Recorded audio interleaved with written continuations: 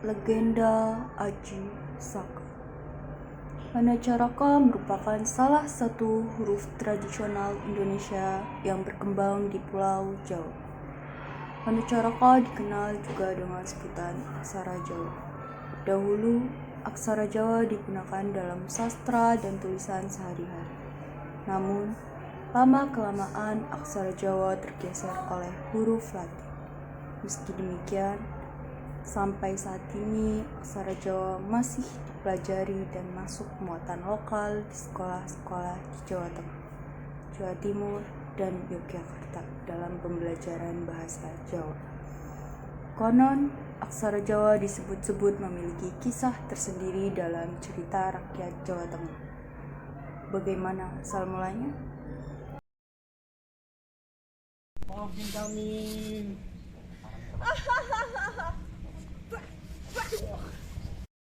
Dulu kala ada sebuah kerajaan bernama Medang Kamulan yang dipimpin oleh raja bernama Prabu Dewata Cengkar yang buas dan suka memakan manusia. Suatu hari, seorang pemuda bernama Aji Saka dengan dua pengikutnya, Dora dan Sembada, berlayar menuju pulau bernama Jawa Dwipa. Setibanya mereka di Pulau Jawa, Aji Saka melanjutkan perjalanan menembus hutan belantara untuk mencari penduduk sekitar guna mendapatkan informasi di mana letak desa atau kerajaan terdekat. Oleh warga setempat, mereka diarahkan untuk menuju ke kerajaan Medang Kamulan. Ketika sampai di pegunungan Dendeng, mereka memutuskan untuk beristirahat sejenak. Di tempat itu, Aji Saka diam-diam menitipkan keris pusakanya kepada Sembada tanpa sepengetahuan Dor. Sembada, besok aku akan pergi ke Medang Kamulan. Kutinggalkan keris ini bersamamu.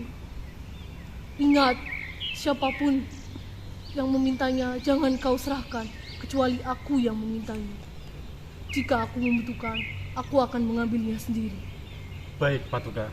Saya berjanji untuk menepati janji ini. Perjalanan menuju Medang Kamulan dilanjutkan oleh Aji Saka dan Dor. Sampainya di negeri Medang, mereka tiba di sebuah desa dan bertemu dengan seorang nenek bernama Nyai Sengkaren. Setelah memperkenalkan diri, setelah berbincang-bincang, Nyai Sengkaren mengajak Aji Saka dan Dora untuk tinggal di rumah. Mereka merasa senang karena mendapat tempat tinggal di sana. Selama tinggal di sana, mereka berdua rajin membantu pekerjaan rumah dan kedatangan mereka juga disenangi oleh warga karena budi pekerti mereka santun. Suatu hari, Aji Saka dan Dora sedang membantu warga bertanam di ladang, dan Aji Saka mengobrol dengan salah satu warga. Wah, tanah di Medang Kamulan ini sangat subur dan makmur ya. Ya, seperti inilah keadaan Tuhan. Akan tetapi, kami hidup dalam bayang-bayang ketakutan. Bahkan sampai ada warga yang mengungsi dan meninggalkan desa karena raja itu kejam. Mengapa demikian? Negeri ini ditindakan oleh Prabu Dewata Cengkar, seorang raja yang jahat yang memiliki kebiasaan yang aneh. Tiap hari, dia menyuruh patihnya untuk membawakan manusia untuk disantap.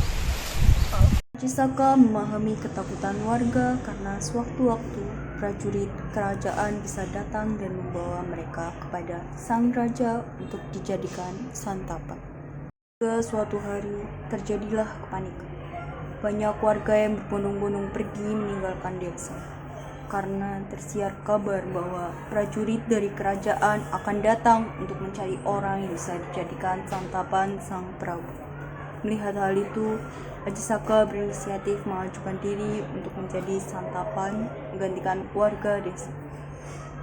Tak perlu menunggu waktu lama, Patih bersama prajuritnya telah tiba di desa itu. Patih memerintahkan seluruh prajuritnya untuk mencari warga di setiap sudut desa.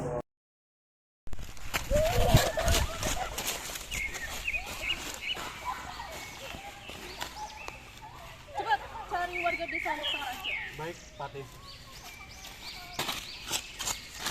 Saat sang Patih sedang kebingungan mencari warga, Aji Saka datang menghampiri sang Patih. Ajisaka berinisiatif mengajukan diri untuk menjadi santapan menggantikan warga desa. Bawalah hamba saja, Patih. Hamba kasihan melihat warga yang tak bersalah menjadi korban kemungkaran Prabu Dewata Cengkar. Hamba Ajisaka, hamba siap dan rela menjadi santapan sang Prabu. Sang Patih sebenarnya tidak rela menjadikannya santapan untuk Prabu Dewata Cengkar. Akan tetapi Ajisaka tetap memaksa. Akhirnya Patih membawa Ajisaka menuju istana.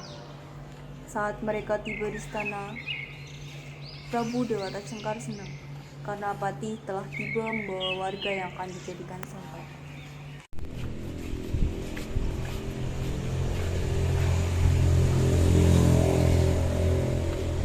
Sebelum hamba menginginkan paduka makan, hambanya ingin meminta satu permintaan. Cepat katakan, apa keinginanmu? Aku sudah sangat lapar sekali. Hambanya menginginkan tanah seluas kain yang hamba bawa. Hanya itu yang kau inginkan? Hahaha, mudah sekali. Akan kulakukan untukmu. Peganglah ujung kain hamba ini, Prabu. Ajisaka segera membuka kain yang dibawanya. Sang Prabu menurutinya dengan senang hati.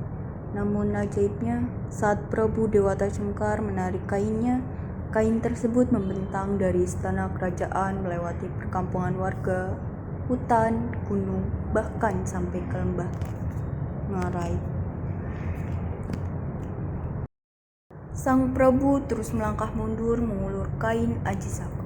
Semakin lama, semakin jauh dan tiada habis, hingga sampai di tebing suram tepi Laut Selatan. Menyadari keanehan itu, Prabu Dewata Cengkar sangat marah. Saat ia hendak menyerang Ajisaka dengan sigap, Ajisaka menggunakan kekuatannya untuk melilit Dewata Cengkar dengan kainnya. Lilitan itu sangat kuat hingga tubuh Dewata Cengkar tidak mampu bergerak sedikit. Kemudian kain itu disentakkan oleh Ajisaka. Seketika tubuh Prabu Dewata Cengkar terlempar ke dalam laut selatan yang berombak besar. Seketika Prabu Dewata Cengkar menemui ajal.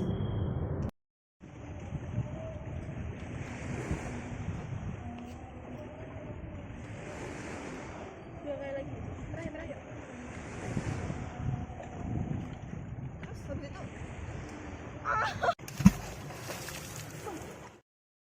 Rakyat Medang Kamulan merasa sangat bahagia dan lega mendengar kabar tersebut.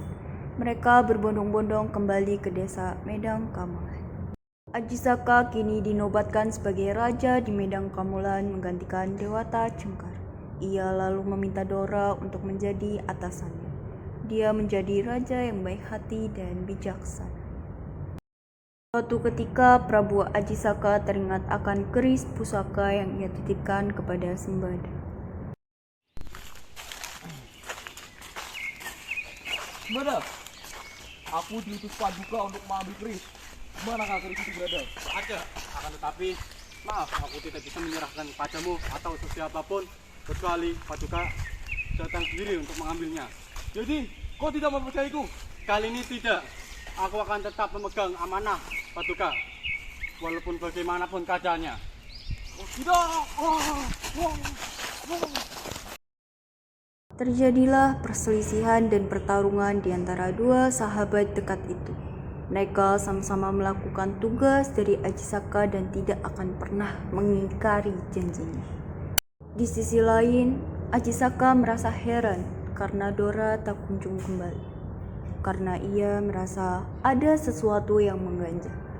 Ia bergegas menuju pegunungan Kendeng untuk memastikan keadaan kedua sahabatnya. Sesampainya di tempat tujuan, Ajisaka terkejut melihat Dora dan Sembada tergeletak di tanah tak bernyawa. Terdapat bekas pertarungan yang dahsyat terjadi di tempat itu. Ia menyadari jika Dora dan Sembada meninggal demi memegang amanat yang mereka emban.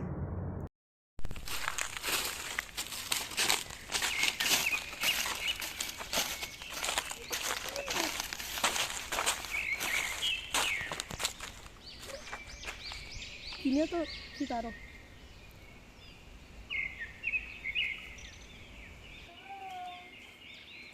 Udah, gak usah pakai mahkota.